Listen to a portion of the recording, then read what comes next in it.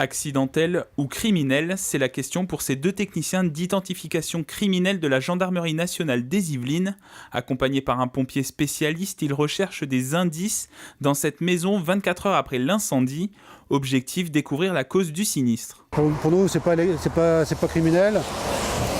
On a inspecté les gravats. Comme je vous disais tout à l'heure, il n'y a pas d'odeur d'accélérant, de carburant ou de matière suspecte.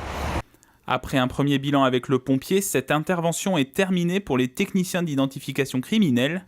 Les plus connus sont de Miami ou de Manhattan, mais les experts sont aussi dans les Yvelines. 5 techniciens au sein de la cellule d'identification criminelle de Versailles.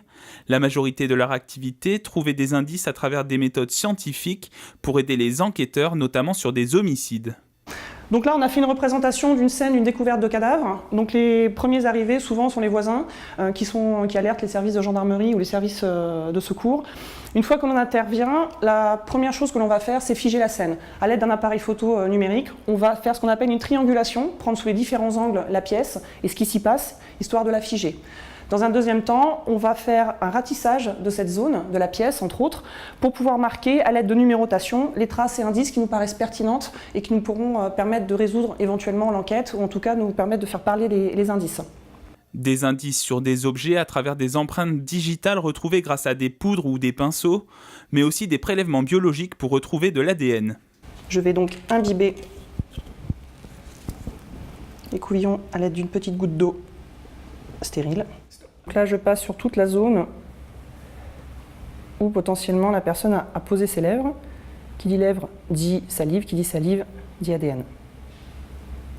Autre type d'intervention, les cambriolages ou les vols. Ici, une plaque d'immatriculation d'un véhicule dérobé vient d'arriver au laboratoire. Il va être analysé. Donc à l'aide de cette machine, la cuve de fumigation, on va placer notre objet dans la cuve. À l'aide d'un produit spécifique qu'on va passer sur la coupelle, nous allons le placer à l'intérieur et lancer son cycle. Un cycle qui dure à peu près une quarantaine de minutes et qui va nous permettre de révéler ou non s'il y a des empreintes digitales sur le support. Une fois la réaction chimique effectuée, l'objet est amené en salle d'optique. Une fois qu'on a appliqué notre colorant, on passe notre objet sous banc photo à l'aide de l'appareil que vous voyez ici qui va donner une intensité lumineuse et pareil, on a un filtre sur l'appareil photo.